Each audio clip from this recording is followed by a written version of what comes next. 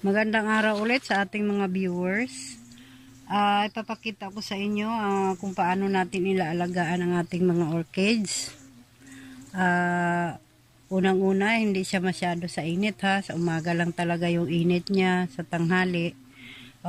Pwede pa rin, pero pagkalagpas ng alas 12, hindi na maganda. Kaya lalagay natin siya sa medyo malilim. Tapos,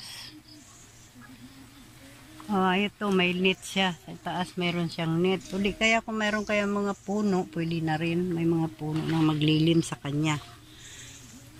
So ito yung mga para pang abono sa kanya. Para tumaba. Sa pagpapataba sa orchids, sa ini-spray ito yon. Sa mga banda ini-spray yan. Yung siya ang RBB Bloom Booster. Bloom Booster. Yan. Ito naman yung nilalagay sa orchids na may mga lagayan kagaya nito. Gaya nito.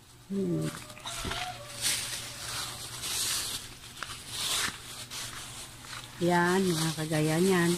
Ilalagay yan dito sa mga puno niya. Kunting-kunti lang. Ganito lang yan siya, oh. Yan. Tapos yan yan. Yan. Ilalagay mo yan. Kunting-kunti lang ng mga abono. Ito yan siya, ha. Ito yan siya, oh. Yan. Yan. Ganyan yan siya. Yan. Ganyan yan siya. Ang abono na binububod mo. Tawag dito ay osmocot. Pero may pagkamahalan din ito. Mga 100 ang kilo nito eh.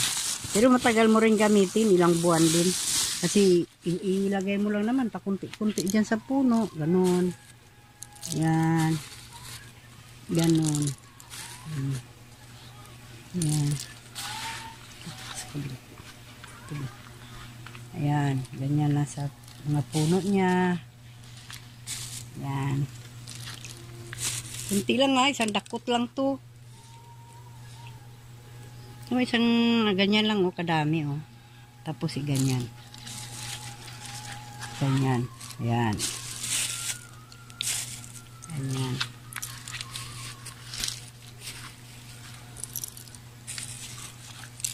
Okay.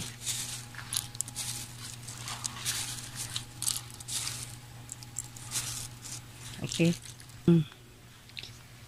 Ito naman ang pampabulaklak. Siam, o di kaya foliar, pareho lang yan sila. Ito yung itsura niya, no? Yun. Ganyan yan. Inaalagay yan sa sprayer. Ilagay mo sa sprayer.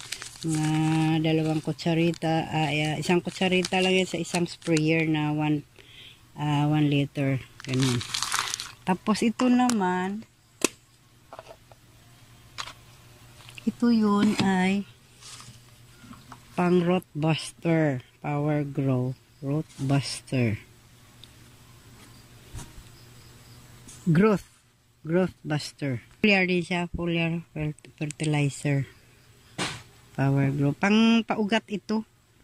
Mga isang kutsarita lang din sa isang litro. Pero bago mo siya gamitin, i-shake mo muna itong lagayan niya. Lagyan mo ng isang kutsaritang puno ang 1 litro. Ganun. Yan. Okay. Yan lang muna maibabahagi ko sa inyo sa araw na ito. Patuloy lang mag-like, comment, and subscribe. I-click nyo na rin ang notification bell para sa updated sa sunod video. Sorry, video. Okay? Okay, salamat po.